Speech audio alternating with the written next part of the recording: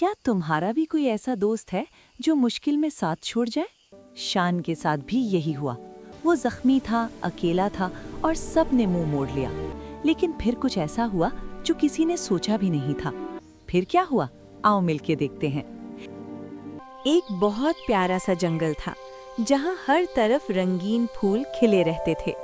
उस जंगल में सब जानवर मिलके रहते थे, खेलते थे और खुशी से जिंदगी गुजारते थे। वो जंगल इतना प्यारा था कि हर सुबह वहाँ से मीठी मीठी खुशबू आती थी।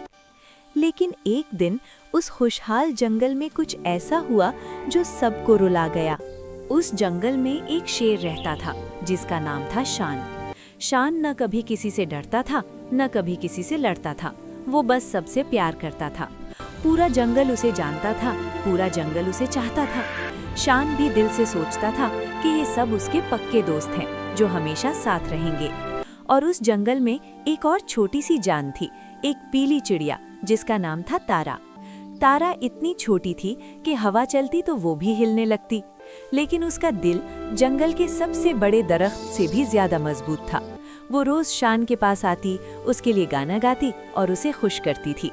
दोनों की दोस्ती इतनी गहरी थी कि पूरा जंगल उन्हें साथ देख के मुस्कुराता था।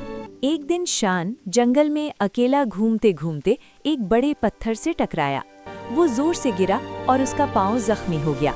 शान उठना चाहता था, लेकिन दर्द इतना ज्यादा था कि वो उठ ही ना सका। वो वहाँ अकेला पड़ा रहा और इंतजार करता रहा कि कोई दोस्त आएगा, कोई मदद करेगा। हाथी वहाँ से गुजरा, उसने शान को देखा और चुपचाप आगे निकल गया। बंदर ने ऊपर से देखा, मुंह फेर लिया और दूसरी तरफ कूद गया।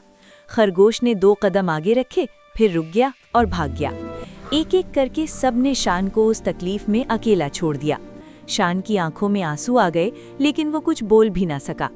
रात आ गई और शान वहां अकेला पड़ा था, थका, दुखी, बिल्कुल टूटा हुआ। आसपास सिर्फ अंधेरा था और जंगल की खामोशी थी।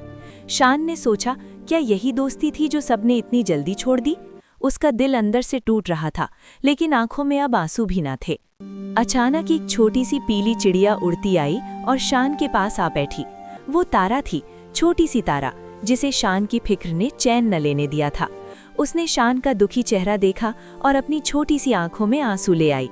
तारा वहां बैठ गई और उसने शान का साथ नहीं छोड़ा, पूरी रात नहीं छोड़ा।